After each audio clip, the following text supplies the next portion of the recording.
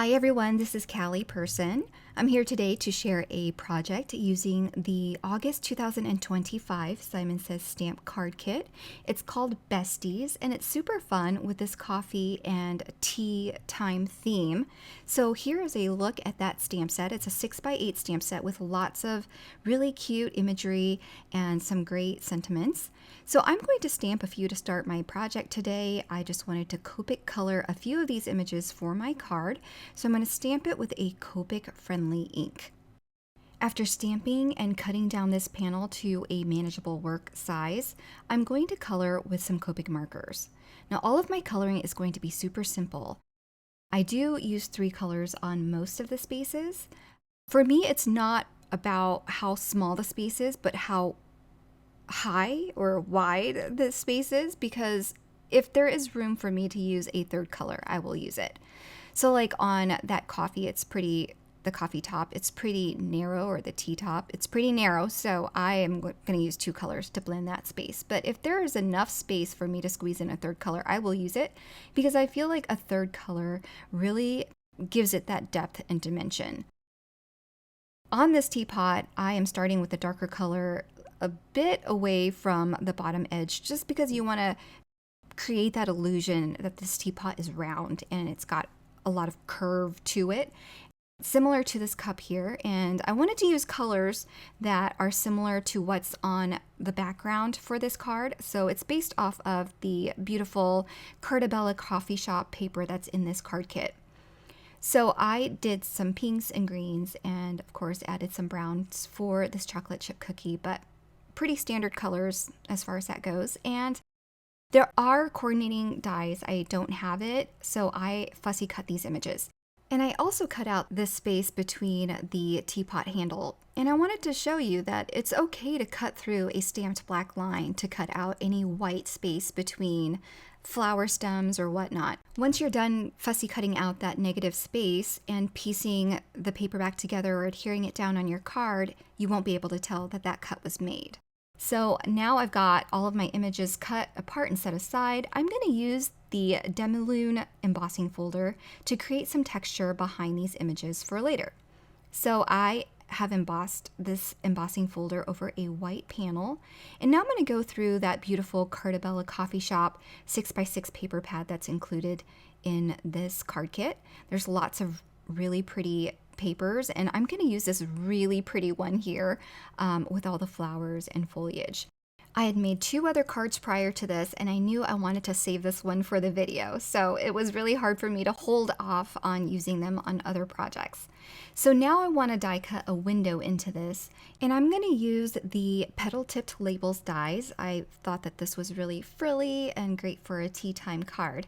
So I use a larger die for this cardstock panel, this patterned paper panel, and then using sage cardstock from the card kit, I'm going to die cut another panel with a petal tipped label die that is 1 size smaller than the previous size. So that way we have 2 windows, and I'm just going to stack these 2 panels to create that outline. And here I'm just going to trim off some extra cardstock around the bottom and right side of this panel so that I have more wiggle room when I go to center it underneath that patterned paper panel, and I won't have to cut off any excess later on.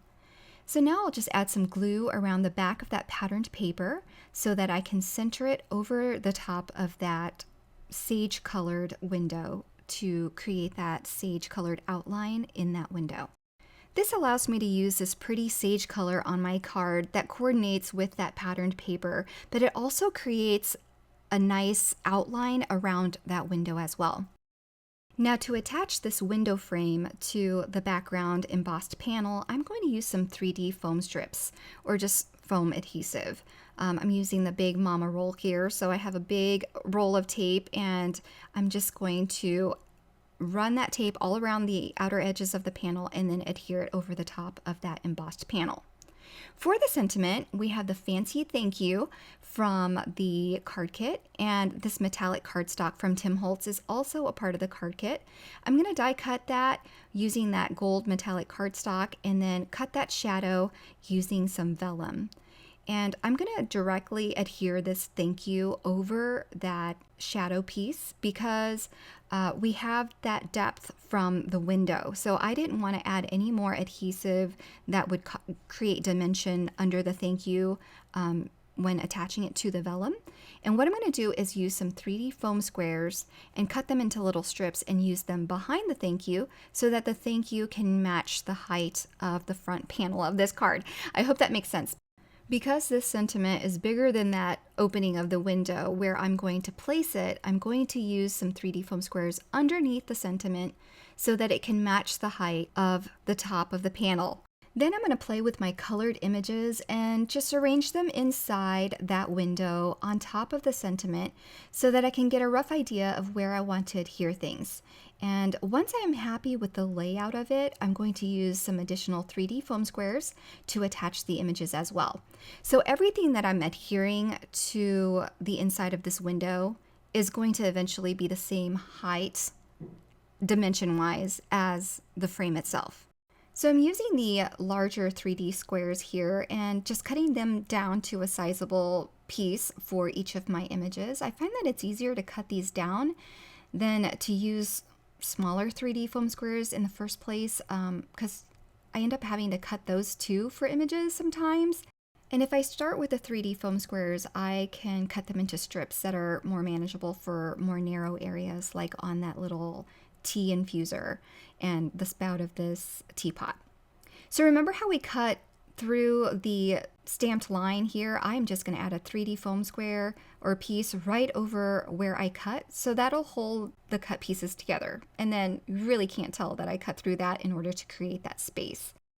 And then I'll finish off here with that very last teapot image and adhere that right on top towards the center there and fill up that white space nicely.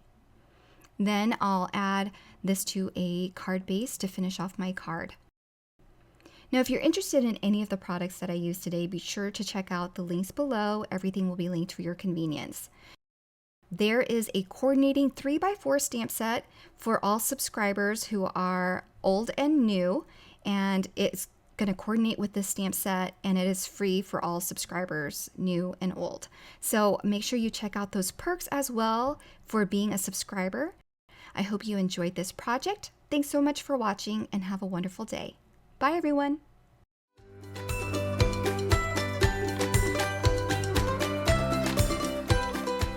Hi there, I'm Heidi, Simon's mama and founder at simonsaysstamp.com.